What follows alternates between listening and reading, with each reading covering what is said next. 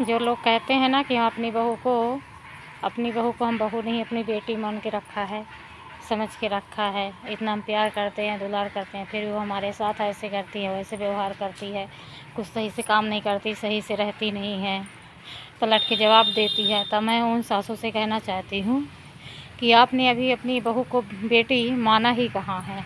जिस दिन आपने अपनी बेटी की तरह अपनी बहू को भी बेटी मान लेंगी, उस दिन ये कहने के नौबत नहीं आएगा कि बहू तू मेरे को माँ समझ, बहू तू मेरे को माँ समझ। बहू कहने का नंबर ही नहीं लाएगी, वो आपको अपने माँ से भी बढ़ के देखेगी, क्योंकि बहू जितना अपने माँ बाप के साथ टाइम स्पेंड न की होगी उतना वो आपके साथ करती है। जितना वो अपने माँ बाप के दुख परेशानी तकलीफ़ों में वो साथ ना दी होगी उतना वो आपका करती है।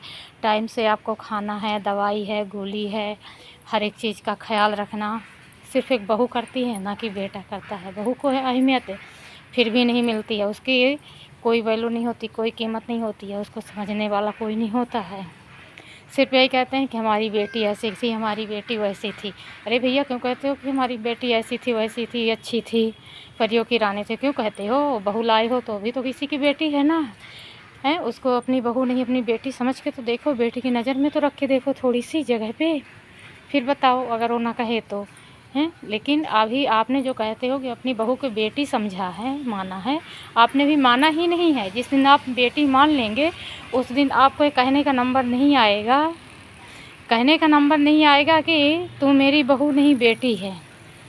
बहू खुद ही इतनी समझदार होती है, जो बहू पूरा घर संभाली रहती है, हर एक चीज़ का ध्यान रखती है, छोटों का बड़ों का ख्याल रखती है, तो उसको इतनी समझ होती है कि हमारी माँ है, कि ये हमारी सास है। जब ये सास हमारी हमको बेटी समझ रही है तो हम इनको अपनी माँ क्यों नहीं समझ सकते हैं। अगर बहुत सी बहुएँ ऐसी है कि अपनी सास को सास नहीं मानती, वो सिर्फ एक माँ मानती हैं, लेकिन सास माँ का दर्जा दे ही नहीं पाती हैं, क्योंकि वो लायक होती ही नहीं है कि वो एक माँ बन सकें।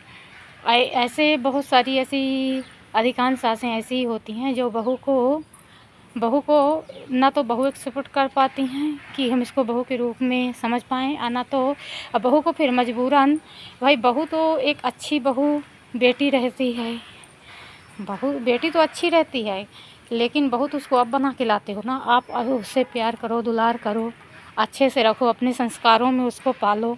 और जब वो आई 4 दिन उसके साथ मान सम्मान कर लिए तो वो भी अच्छे से रही, और जब उसके साथ तुम बुरा बर्ताव करोगे, व्यवहार रखोगे, भला बुरा कहोगे तो अपना झांसी की रानी तो बनेगी ही ना, क्योंकि आपके घर में आपके सपोर्ट में हर कोई खड़ा है, आपके बच्चे खड़े हैं, आपके पति हैं, आप हो, आपकी पूरी फैमिली है। लेकिन उस लड़की के साथ में जो आज सब कुछ छोड़ के आपके पास आई है, आज उसके सपोर्ट में कोई भी नहीं खड़ा, तो उसको भी तो अपनी जान प्यारी है ना, अपनी इज्जत का परवाह है, तो उसको मजबूरन झांसी की रानी बनना पड़ता है। इसलिए ऐसा ना करो कि मजबूरन उसको कोई गलत कदम उठाना पड़े। इस चीज़ का विशेष ख्याल रखो।